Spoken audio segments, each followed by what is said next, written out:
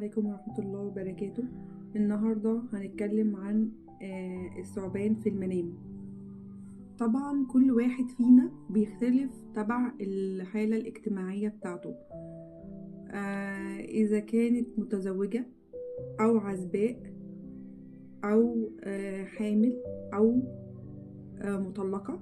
تمام، كل حاجة بتتفسر على طبيعة الشخص والحالة الاجتماعية بتاعته. تمام كده. طيب، هنيجي ناخد حاجة واحدة بالنسبة لتفسير الثعبان في المنام للعزباء. في للعزباء ثلاث ألوان: الثعبان الأسود اللي بيطلع لها، والثعبان الأبيض، والثعبان الأخضر. تمام. ولو هي قتلت التعبان، طبعا احنا هنقول الثعبان الأسود ده بيدل غالبا على وجود شخص حاسد أو عدو متربص بيها. تمام، يعني لو في واحدة عزباء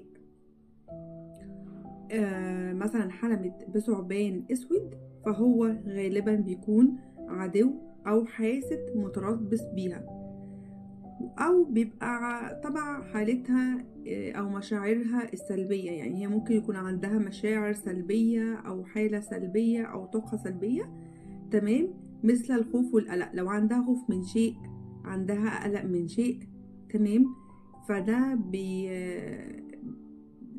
لو المشاعر السلبية دي موجودة عندك، فممكن يطلع لك الثعبان الأسود ده، الثعبان الأسود ده، فيدل على وجود شخص حاسد أو عدو متربص بيكي. طيب، هنيجي بقى طبعا على الثعبان الأبيض، وده بيدل على زوال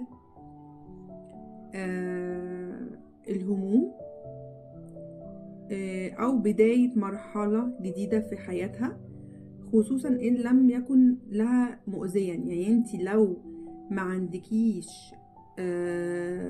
حد بيأذيكي، فدوت الثعبان الأبيض ده بيدل على زوال الهموم وبداية جديدة ومرحلة جديدة في حياتك. تمام.